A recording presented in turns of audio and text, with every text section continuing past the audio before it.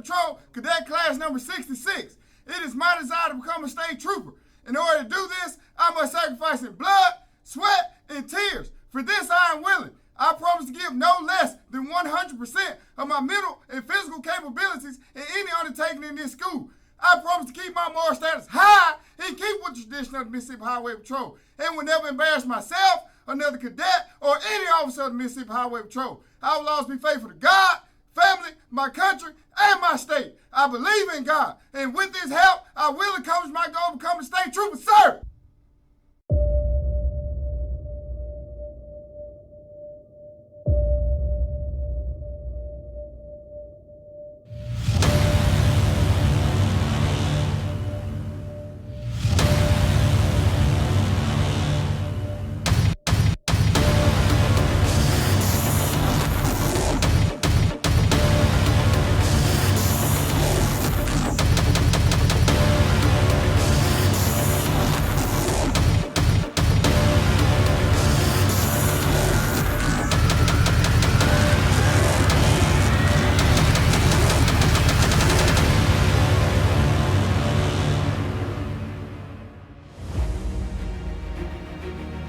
My duties as Director of Training for the Mississippi Highway Patrol is to provide training for every trooper in the state of Mississippi.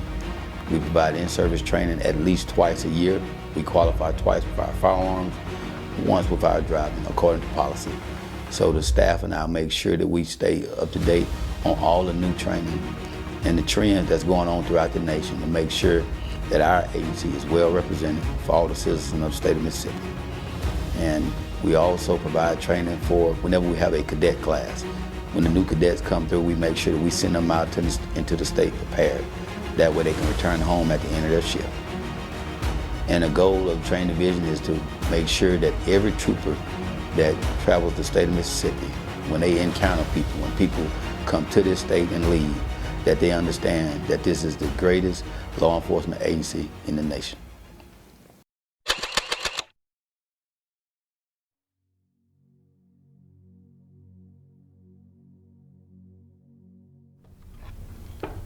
I'm gonna introduce the training staff to you.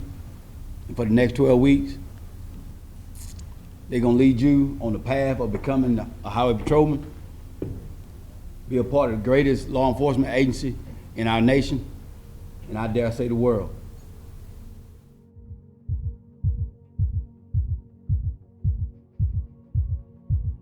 Hup! 5, sir! Down! Hup! 6, sir! Down! Hup! 7, sir! Down! Hup! 8, sir! Down! Hup! 9, sir! Down! Hup! 10, sir! On your feet! Sir! When I say lock it up, you're gonna say lock, sir. Lock it up! Lock, sir! Lock it up! Lock, sir! Find your seat. Sir! Hurry up! Hurry up! We're gonna try it again. Sir! On your feet. Sir! Find you some space. Find some space. I didn't say get down. I said find space. We're gonna learn how to follow orders, starting right now. Sir, yes, sir. Yes, sir. And remember, following the order is what? Moving what? Quick, fast, in a hurry. Sir, yes, sir. All right, we're gonna try it again. Find your seat. Sir, yes, sir.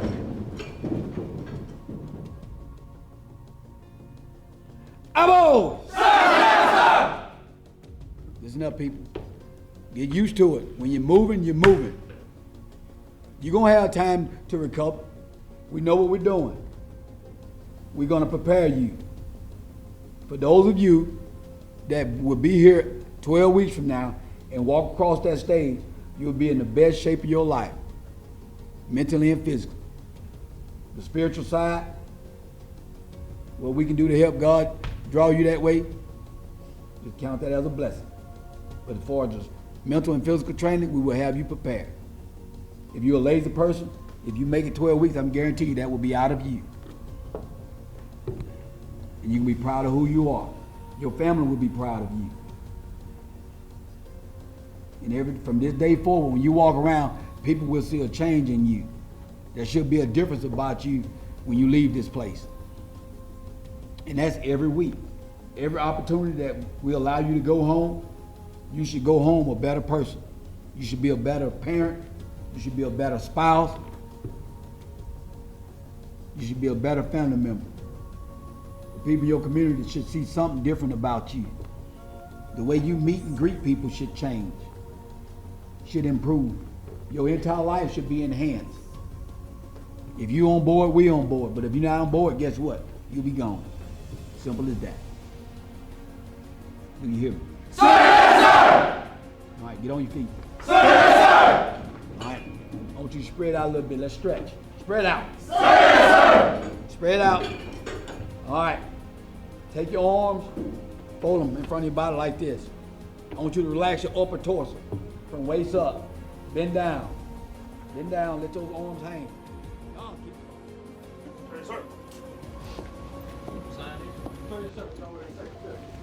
When you feel like giving up, don't. When you're thinking about giving up, don't. When it look like you ain't gonna make it, keep going. When they tell you you can't, come on, man, who are they? When they tell you you're not gonna make it, don't believe them, man. Don't believe them. You got to be relentless. Don't give up. Don't give up. Why don't you look straight ahead? Stay in it. Looking at me. You're never Stay gonna have focused. this. Quitting guarantees the failure. Once you quit, it rules out any chance of succeeding. The mere waking up every day, putting the next foot in front of the next foot, at least keeps you in the game. But you can choose in the midst of all of this that's going on to be happy in spite of life's challenges. See, a lot of us, because of our limited vision of ourselves, a lot of us who begin to focus on problems and enable them to overwhelm us, we begin to think that we have no options. We begin to believe that there's no way out. Well, guess what? There's always a way. Where there's a will, there's a way. We have two primary choices in life. We can either accept conditions as they exist, or we can take the responsibility to change them. See, a lot of people want to exempt themselves from taking responsibility. All they want to do is talk about the problem. Every time you see them, they'll tell you their story over and over and over and over again. No. You want to take responsibility for your life. I got me here, I can get me out of this. And I'm getting out. I'm not going to be a volunteer victim. I'm unstoppable. This will not get me down. You've got to make those kind of declarations to yourself. I have never met anybody who became incredibly successful in any area of their life until they had suffered and sweated and sacrificed and kept their focus and fought through tears and trials and tests. And if you have a dream and you commit to it, it will come to pass. You must have patience and engage in consistent action. We live in a world, ladies and gentlemen, where people want instant gratification. They want it right now. No, it's simple, but it's not easy. It's a system that if you work the system, it works if you work it. But make no mistake about it, it's hard. You are the determining factor. The people that make it in this world look around for the circumstances that they want, and if they can't find them, they create them. It's you that you must take personal responsibility to make it happen. It's hard. No, easy is not an option. However, ladies and gentlemen, what you will discover is that it's worth it. Write down 5 reasons of why it is worth it for you to become a diamond, to experience that level of achievement. What is it that will give you the drive? What is it that will ignite the courage in you to get up and come back again and again and again? How is it that you would be able, what reasons that can tap in to that deep down feeling that goes to your gut, that no matter how many times you get knocked down, that you're coming back?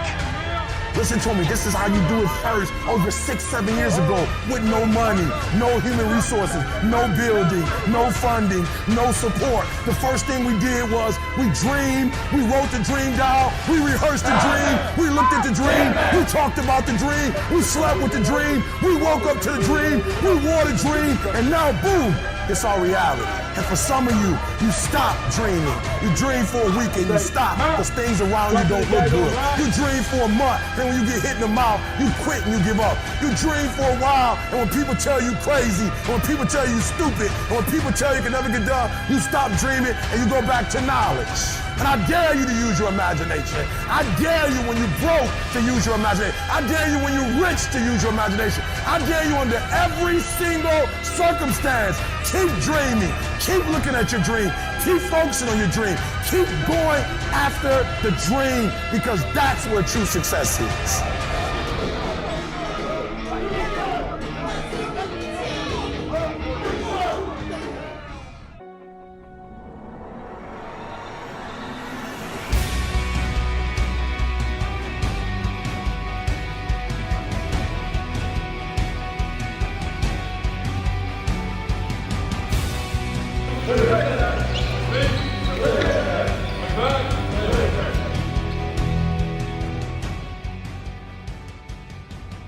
My name's Alan Fry. I'm a trooper first class. Been on patrol a little over 7 years.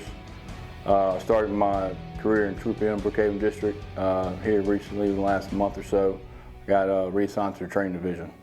My main job is DT, defensive tactics, and help with stopping approach as well, and help along with helping with the marching as well as little other aspects of patrol school. But my main focus is on DT and stopping approach. DT is structured. Obviously, we also have secondary, less lethal options. You got your taser and you got your OC spray, but you can't always count on your taser. You can't always count on your OC. So what we do is try to teach them, make sure they understand that they can handle themselves and they'll be able to handle any situation that somebody, the violator, might put them in. Still operate when we get punched in the mouth? Yes, sir. Y'all still throwing haymakers, say not to.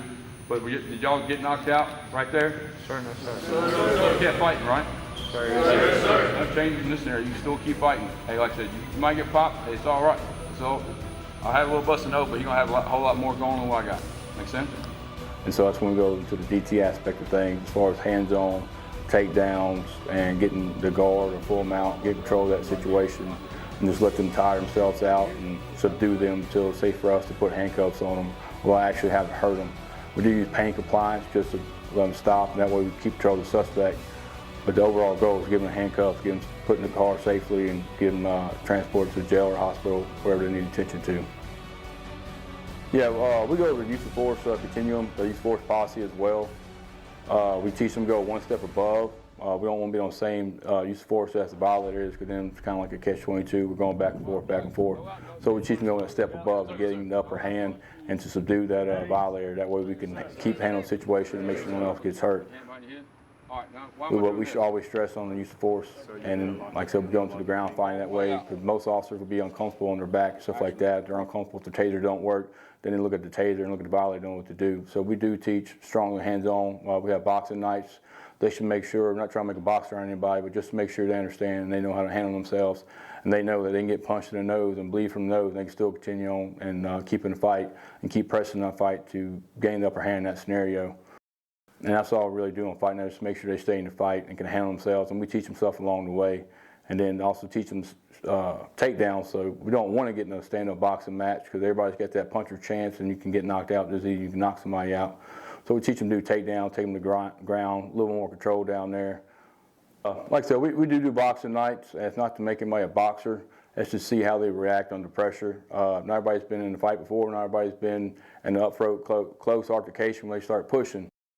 See a lot of time when the cadets come in, usually a quarter of the class hadn't been in a physical fist fight before. And we rather them experience that here in training as opposed to their first time being out there on the road. So we want to be able to show them that, hey, they can get popped in the mouth, they can get popped in the nose, and keep fighting, keep pressing the fight, keep going on, and eventually getting that upper hand in that scenario. And again, it's not to make a boxer out of anybody, but to show them what works, what doesn't work. If I punch them with my hand going this way, this is going to hurt my shoulder. If it doesn't, if I don't keep it in tight, it's going to hurt my bicep. I have the risk of hurting myself, and then I can't use that arm for later on in the fight. And if it does hurt yourself, show them how to just do like a single arm takedown or single leg takedown, to never actually give up, keep fighting, find out what works, and just keep capitalizing on it, keep moving, never just admitting defeat and letting them get the upper hand. Everything here is ordered chaos, or structured chaos, ordered chaos. We try to induce chaos to the cadets although it's all controlled and structured to make sure no one gets hurt and there's no safety problems going on, but it is chaos all the same. And some of the stuff we do to kind of help with the training, we're always watching other departments' videos, watching on the traffic stop videos, reading use of force reports, talking to master sergeants in the district just to make sure what scenarios their troopers being put in each district. That way we can kind of structure some of our training to that. That way we know they're going to see that because this trooper's been put in that position before. And one it used to, I'm not going to say used to be, but I know sometimes or in the past where they just give them a rifle and say, all right, here you go. This qual from standing, 5 standing, 5 kneeling, 5 sitting, 5 prone, and that's all the work they have with the rifle. So if they get in a real life situation, it's not very likely it's going to be standing there and taking 5 shots, going to knee, taking 5 shots, going to sitting, taking 5 shots, and prone 5 shots.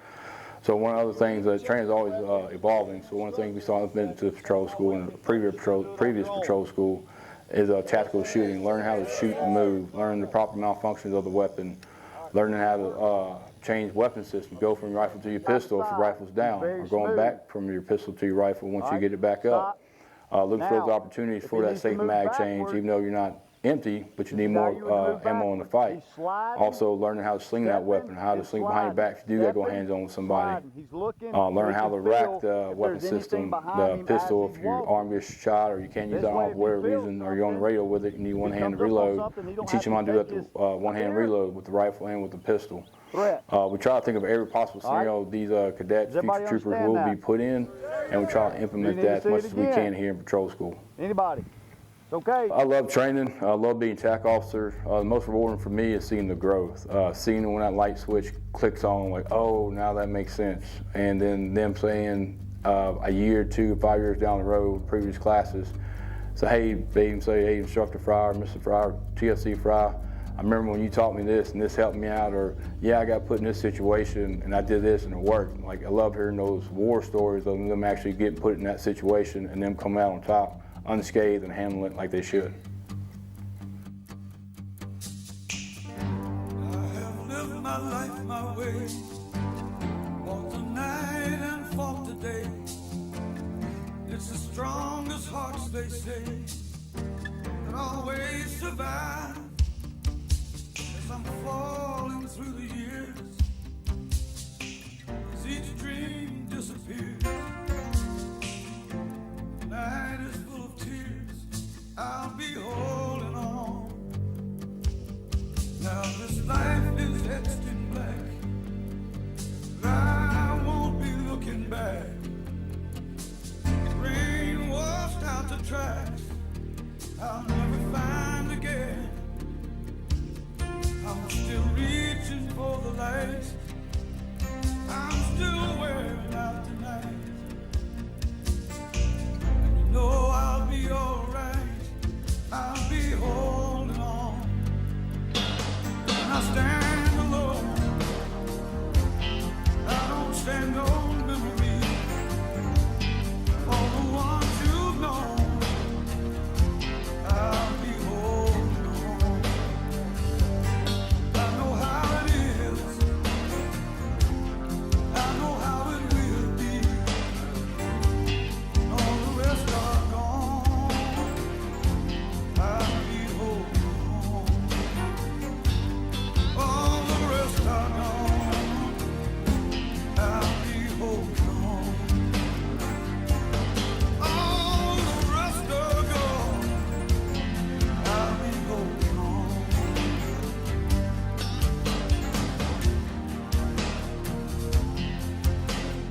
Good? Okay. I got you. We good? All right. Go up on target. Be low ready, looking just over the optics, okay? Sir, sir. Threat.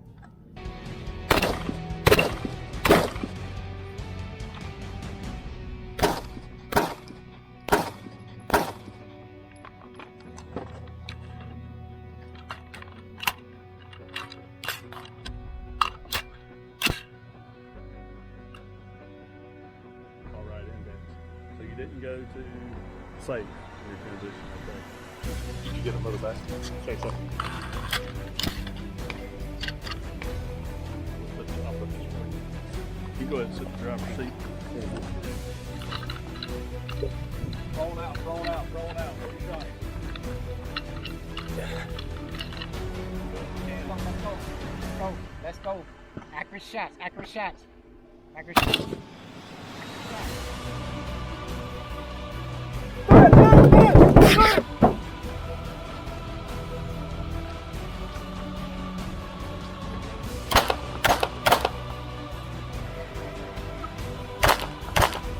Alright, make it post it. Down. Look it. Find the barricade.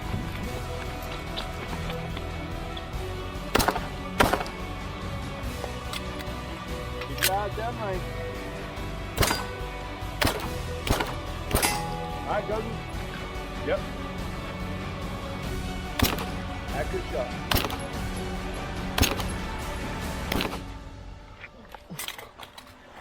Eyes down range. Accurate shot. Fix it. Alright, scanning. Looking. Kneeling, scanning. Up, scanning. So once you get there, you haul butt down there after you do these 5 burpees. Your weapon's already hot, correct? Sir, sir. Alright. So try not to get in tunnel vision, remain calm. Sir, sir. Carry out the mission. Sir, sir. Alright, do your 5 burpees. Sir, sir. 1, sir. 2, sir. 3, sir. 4, sir. 5, sir. Let go. Let's go.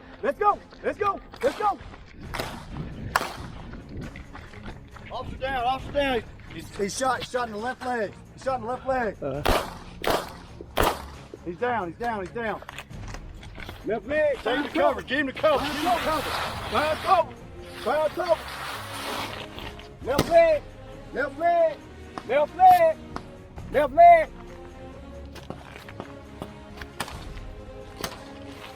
You call dispatch. 49 dispatch. I got an officer down. Got one to the left leg. I 55. 6 East. In Lafayette County, just east of County Road 409. Somebody come up the hill. Got a gun. Hands up.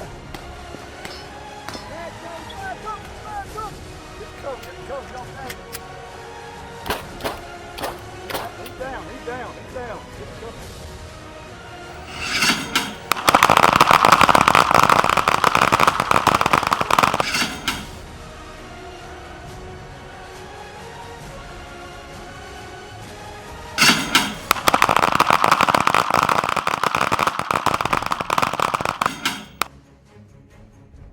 Is ready.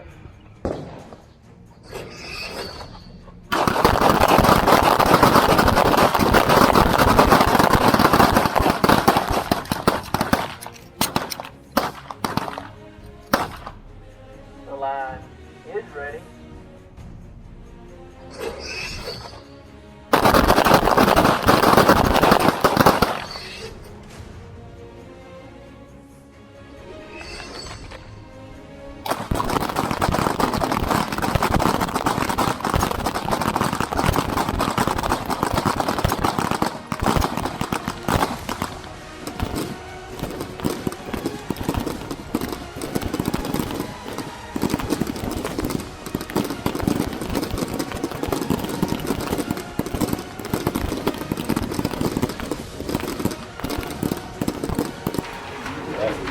Working at this circle.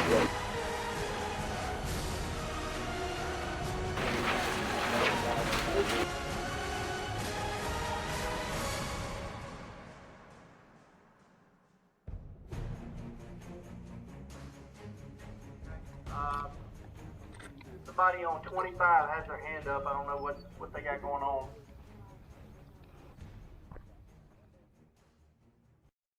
I'm Caleb Gowan, Trooper Caleb Gowan. I'm stationed in Batesville, Mississippi. I actually work the DeSoto County area. Been on the Highway Patrol for 2 years now, and I'm on the Enforcement Division. First day when I was here, it was just kind of like when I went through patrol school. It was total chaos, but organized chaos.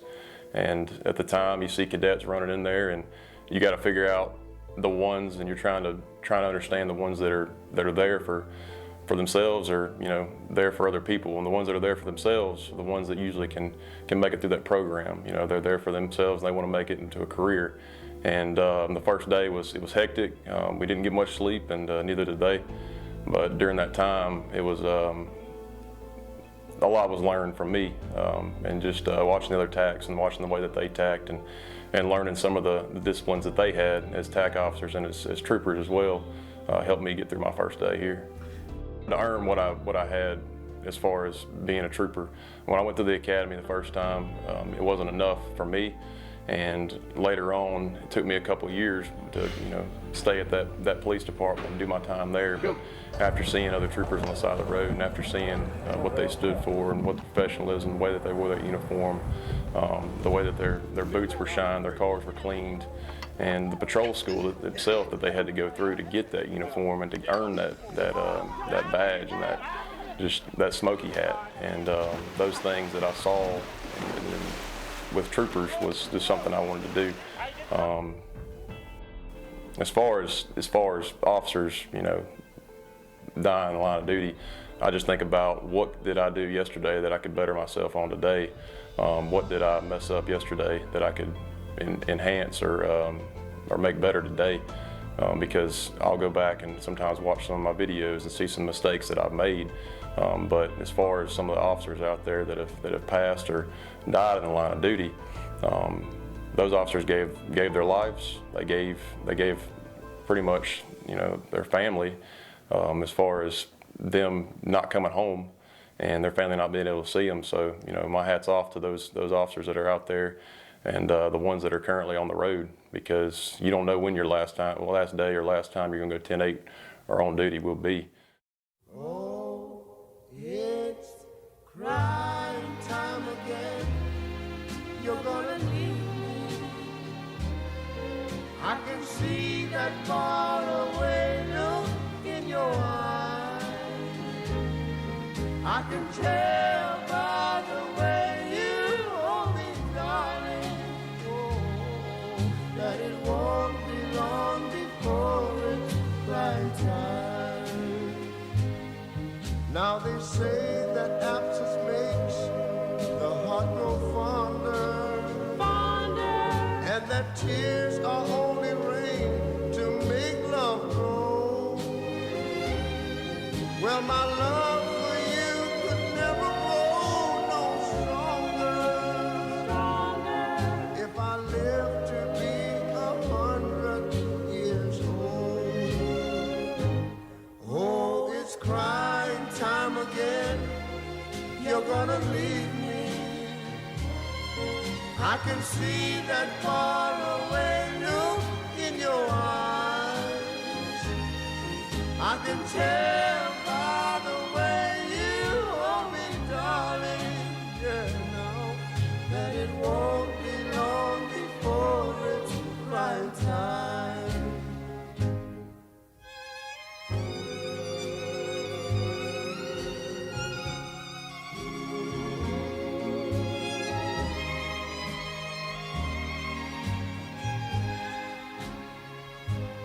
Now you say you found someone that you love better. That's the way it's happened every time before. And as sure as the sun comes up tomorrow, crying time will start when you walk out the door. Oh, it's crying time again. You're gonna leave me. I can see that far away look in your eyes. I can tell by the way you hold me, darling, right now, that it won't be long before it's crying time. That it won't be long before it's crying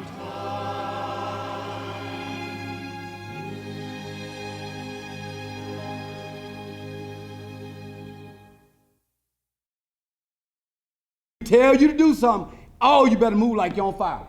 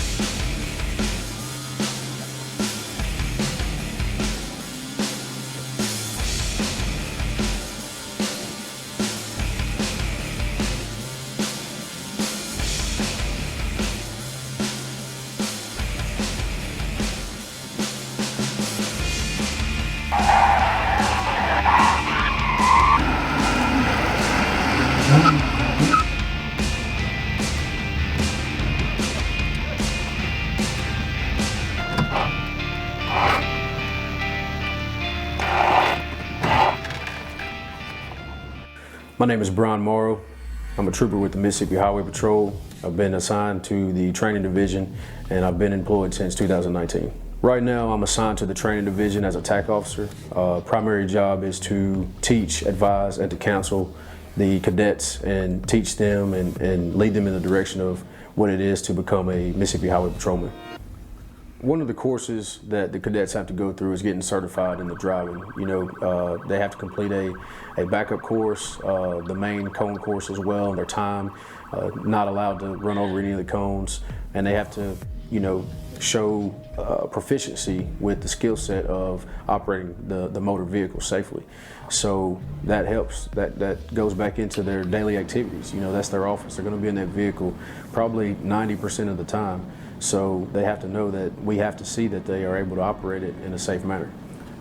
Right, so the first course is kind of the city course where all the cones are a little bit closer as if you're, you know, pursuing someone throughout the city limit. So they have to know how to maneuver the curves and accelerate and decelerate and take the curves at the proper angles, all of those things. So the city course is where they start. Then they move into the driving the actual track where now you have two vehicles involved, one being the rabbit, one being the officer, and just see how they handle that as if they were on the highway.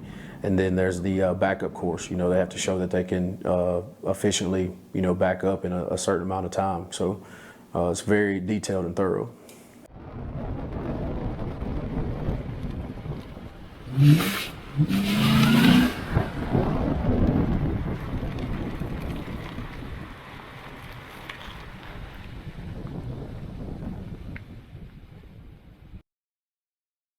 Master Sergeant Cedric Jackson. I'm currently assigned to the MHP Training Division. I enjoy being a TAC because it's rewarding. Seeing a new cadet come in day one, to see how far they come from day one to the end of the training, it's a very rewarding thing for me. Day one of patrol school is chaos. It's organized chaos. A cadet has to be comfortable with being uncomfortable.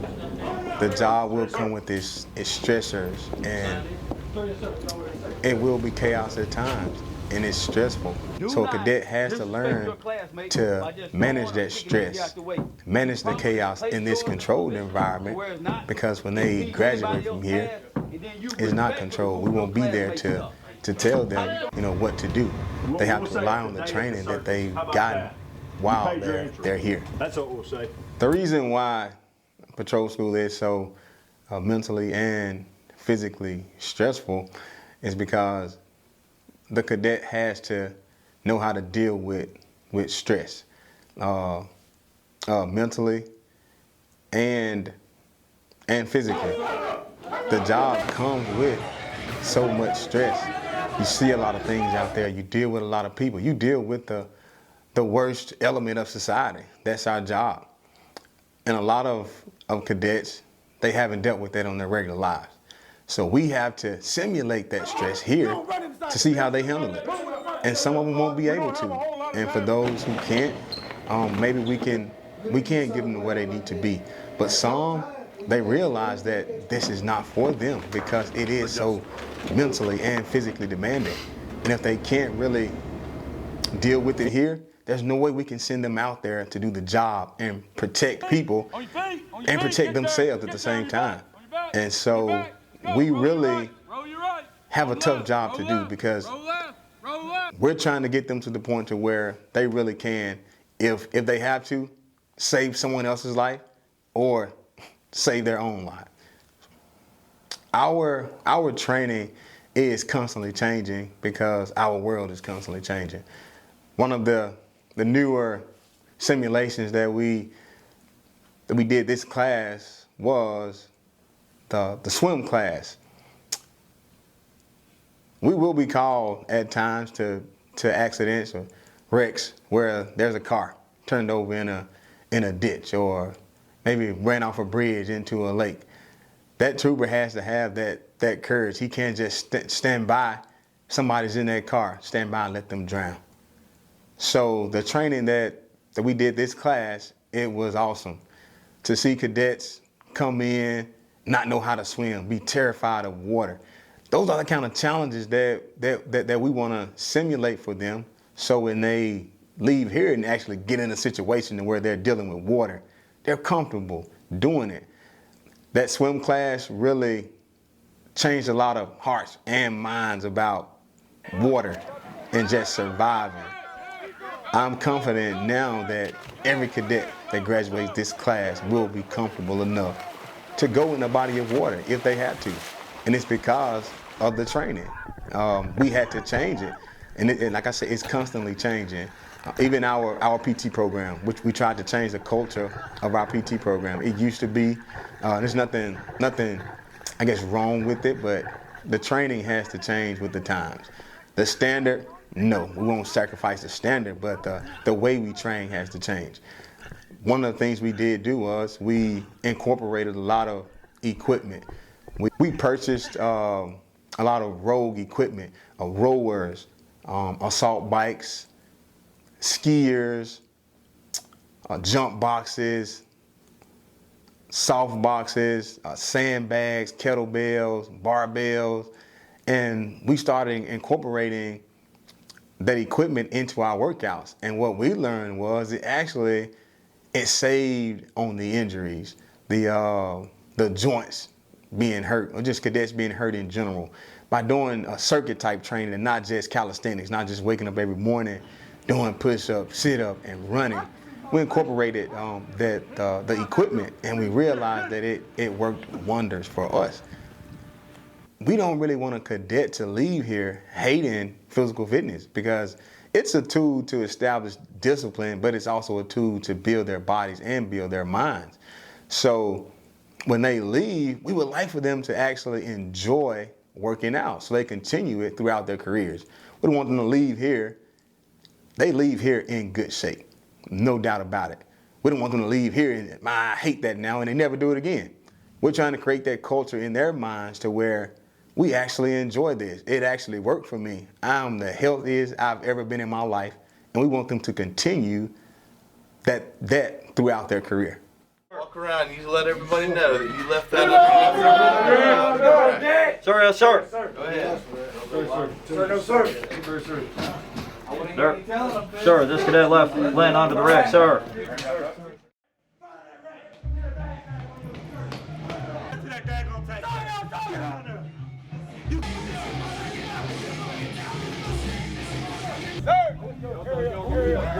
Get him up! Get him up!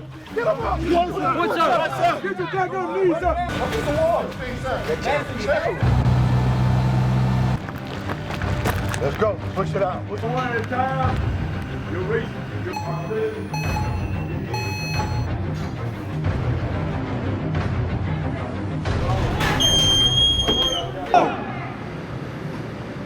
Down! Up! I do not want to see a daggone grass stain on them uniforms. Do you understand that? Yes, sir. This is the only way that we know to discipline out here at patrol school. Cadet Class 66. You can't seem to do it on your own. You can't seem to do it on your own. You need some help. Down!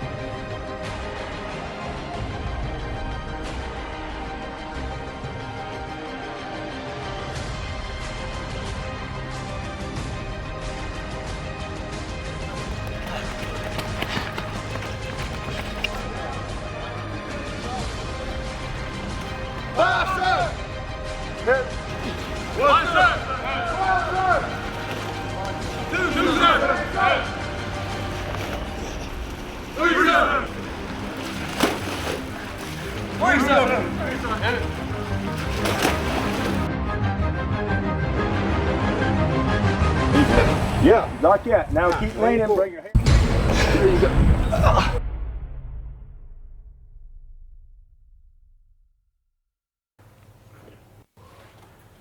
All right. Everybody understands on the filter. Everybody understands how the filter works. Everybody knows where your water source is. If you need to tap into a Camelback or anything, everybody knows where the water source is. Everybody knows how to move the straw inside the mouth. Everybody knows on your protective lens, if you're ever in a situation to where you have to wear this, all you got to do is clean it with warm water and some soap. You can take this cover off, clean under it, put it back on. You can clean inside here with just soap and warm water. Make sure this is something you want to keep in your car at all times to where you can access it easily. If I have mine in my trunk, it's usually going to go in a bag. I know right where it is. I'm not slamming stuff on top of it, piling a bunch of stuff on top of it where I might mess this gas mask up, and if something happens and I need it, now here I am, done torn my gas mask up, and you're at a wreck scene or whatever the case may be to where you need to access it. So always make sure that you keep this properly working. Gas, gas, gas.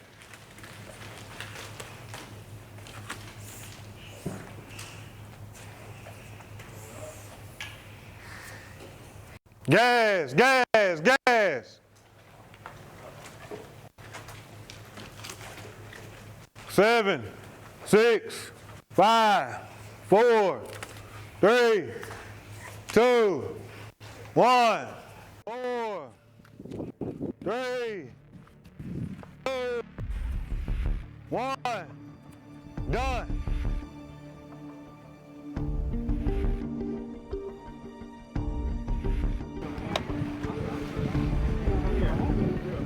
Everybody, don't panic.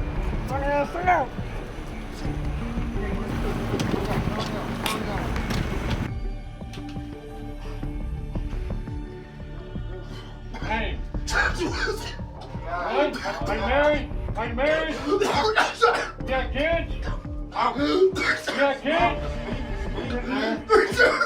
Yeah, what's your home county? Home county. What? What county? What county? What county? Professor! What year? What year? 12.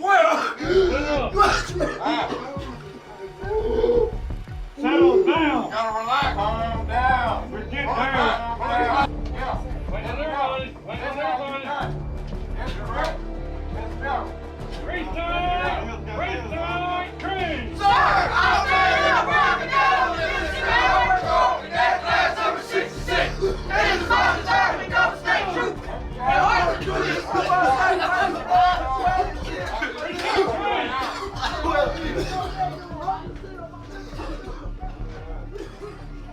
This I promise to give no less than 100% of my mental and physical capabilities in any undertaking in school. I promise to keep my heart high and keep with your conditions under control. And will never perish my child, never today, or any other civilian under control. I will always be grateful to God, my family, my country, and my state. I believe in God, and with His help, I will yourself together. Sir, yes, sir. Ryan Jones, out of the Brookhaven District, Troop M, came out of Cadet Class 63 in 2019. That we had set up a training scenario that we had a small doll, it was a baby doll, that we put in the pond. We had other TAC officers out inside of this pond as well, and the cadets would have to go in and save this baby. And we told them to look at this as if it were a child, one of their children, or one of the other cadets' children, or the general public's children. How would you want someone to go and save your child if it's in the water? Looking at that from the outside in, someone might say that's hazing or just trying to put them in water for no reason, but there are troopers that possibly can't swim or are afraid of the water, and we need to know these things. And also the water at the time was only waist deep. We knew that. We tested that beforehand to make sure that the water being only waist deep, that we would not risk anyone drowning.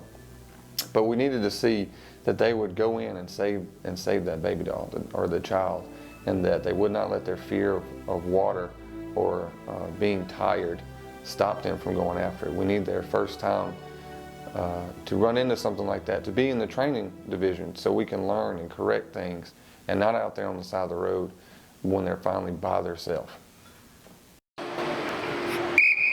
Listen up. If you are not participating in training, this is not free swim day. You understand me? Yes, sir. Do not leave my wall until I tell you to. Yes, sir. If you're trained, I tell you to get off the wall, that means get off the wall. But if you're in standby, you don't get out here and dog paddle around, because my safeties are busy with somebody else. Yes, sir. And if I have to get on to you, I'm not going to punish you here. I'm going to give your name to the TAC officers, and they'll take care of you when you get back home. You can float. Lean back. Good. Good job. Good job. Lean back in, Cody. Lift it up. First squat out of the water. It's the flip method. What Cole's doing is taking his arms and putting it inside there, and he's doing a flip over into the life jacket. Once he gets up, he sits it up tight and connects it.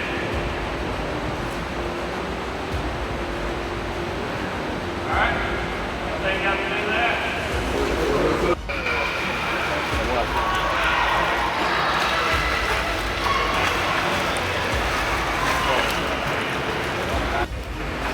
Yeah, technique of choice.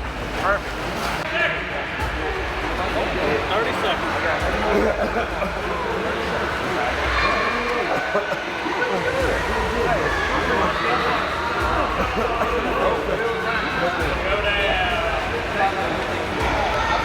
Come on, get down there.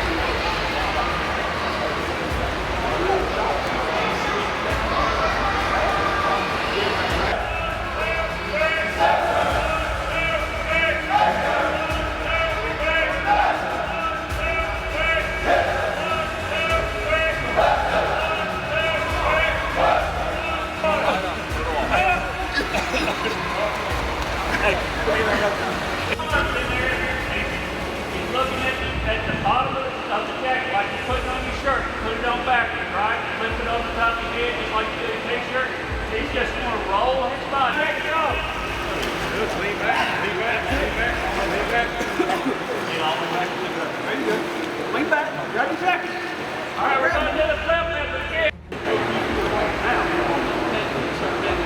All right. All right, come on, get around, let's get at it.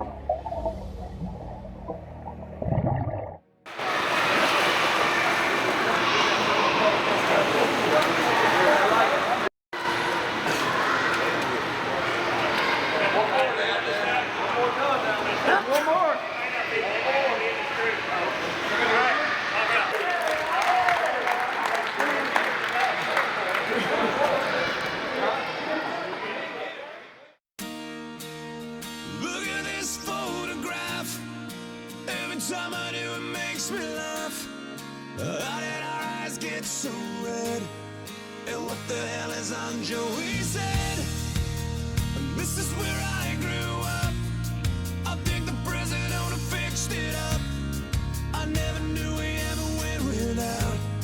The second floor is hot for sneaking out. And this is where I went to school. Most of the time had better things to do. Criminal record says I've broken twice. I must have done it half a dozen times. I wonder if it's too late. Should I go back and try to graduate? Life's better now than it was back then. If I was them, I wouldn't let me in. Oh, God, every memory of looking out the back door. I have a photo album spread out on my bedroom floor. It's hard to say it, time to say it.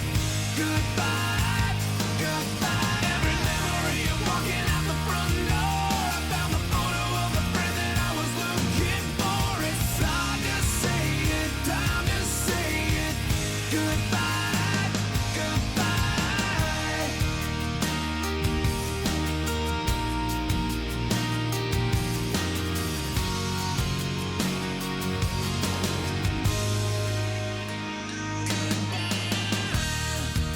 Remember the old arcade? Blew every dollar that we ever made. The cops seen us hanging out. They say somebody went and burned it down. We used to listen to the radio and sing along with every song we know. We said someday we'd find out how it feels to sing to more than just a steering wheel. Kim's the first girl I kissed.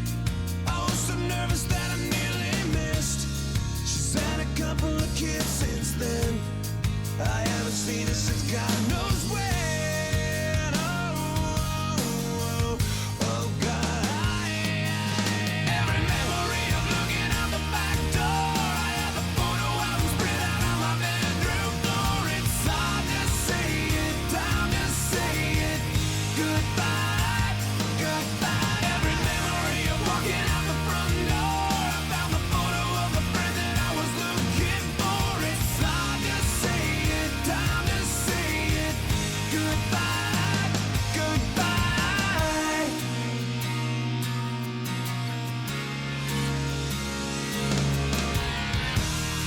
I miss that town. I miss the faces you can't erase, you can't replace it. I miss it now. I can't believe it. So hard to stay, too hard to leave it. I could relive those days. I know the one thing that would never change. Every memory of looking out the back door. I have a photo album spread out on my bedroom floor. It's hard to say it, time to say it. Goodbye, goodbye. Every memory of walking out the front door. I found the photo of the friend that I was looking for. It's hard to say it, time to say it. Goodbye, goodbye. Look at this photograph. Every time I do, it makes me laugh. Every time I do, it makes me.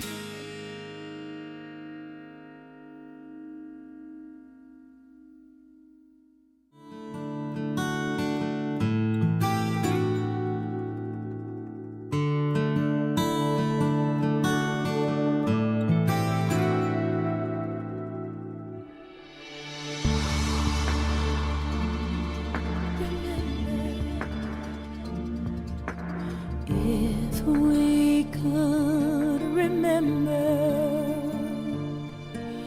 the moment of our birth, we'd give our voice to songs and whispers and know what life is worth.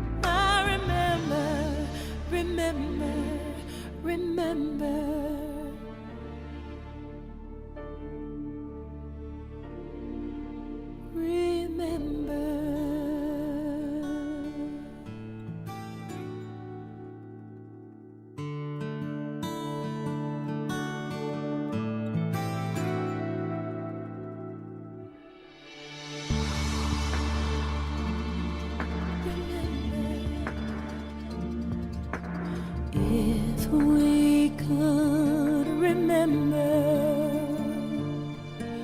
the moment of our birth, we'd give our voice to songs and whispers and know what life is worth.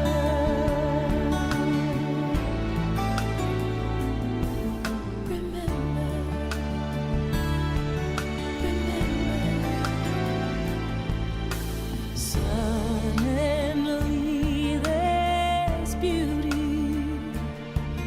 in pieces of the past, and sorrow clings to angry questions, the days of dust at last. And morning holds us when worlds come tumbling down.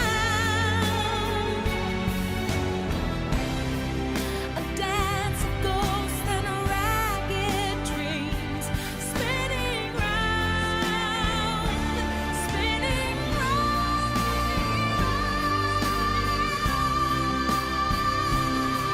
spinning round.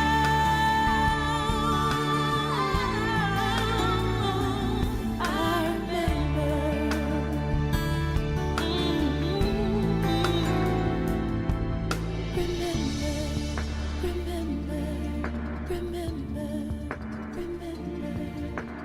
If we could remember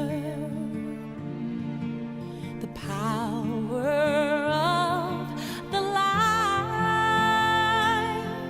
that crippled prayers are sometimes answered and hope survives the night, and hope survives the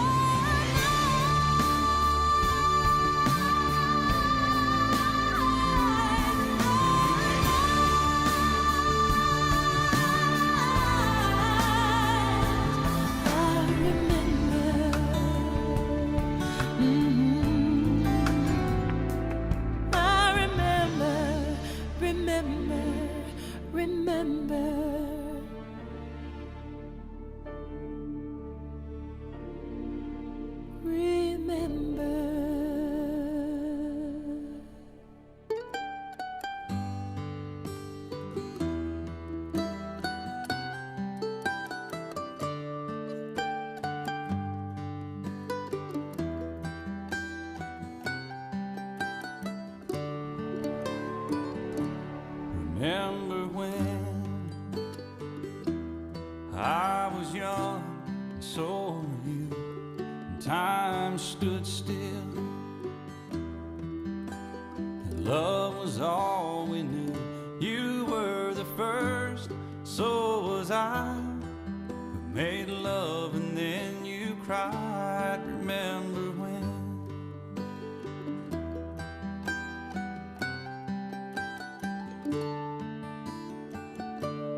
Remember when we vowed the vows and walked the walk and gave our hearts, made the start, and it was hard. We lived and learned life through curves. There was joy, there was hurt. Remember when?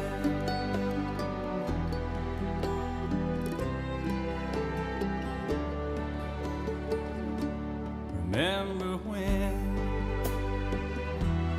old ones died and new were born, and life was changed, disassembled, rearranged. We came together, fell apart, and broke each other's hearts. Remember when?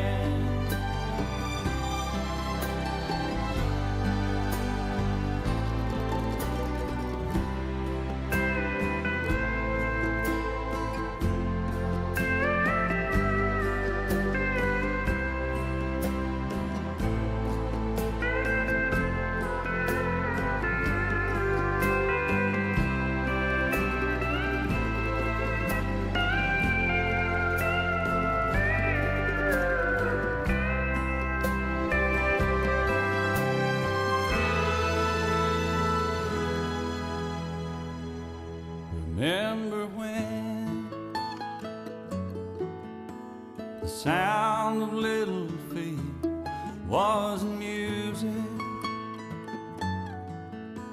We danced to week, brought back the love. We found trust, vowed we'd never give it up. Remember when?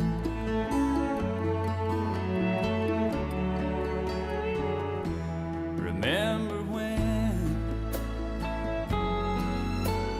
30 seems so old now, looking back.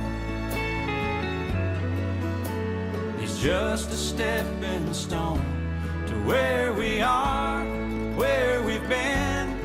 Said we'd do it all again. Remember when?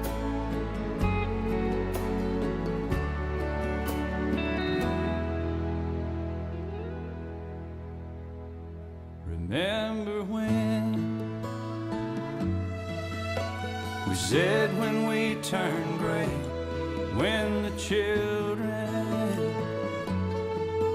grow up and move away, we won't be sad, we'll be glad for all the life we've had. And we'll remember when.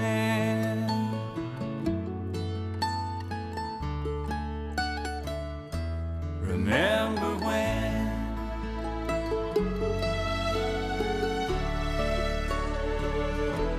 Remember when.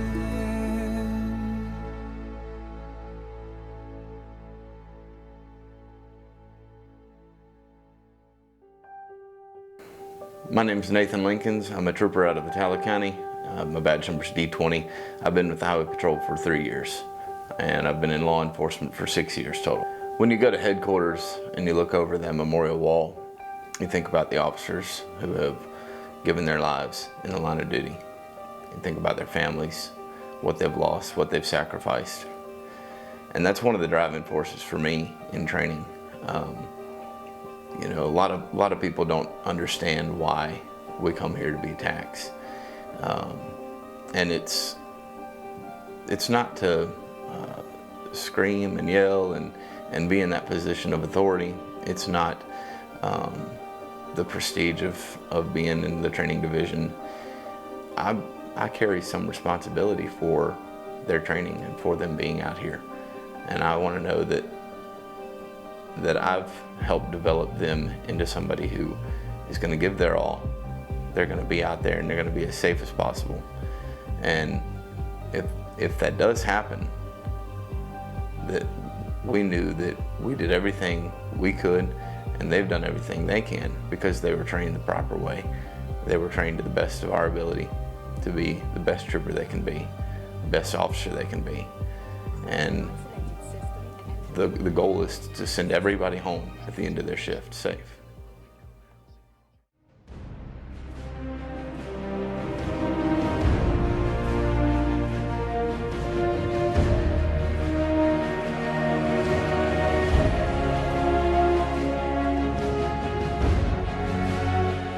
Throughout the program, I would ask cadets if they wanted to be here.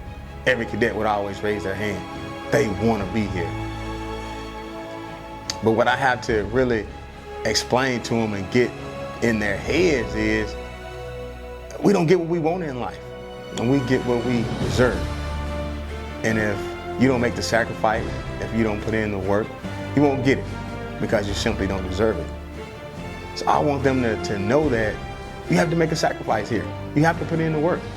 And then the blue and gray uniform, that gray car, it will be that much more satisfying for you because you put in the work, you've made the sacrifice, and you deserve to be a Mississippi State Trooper.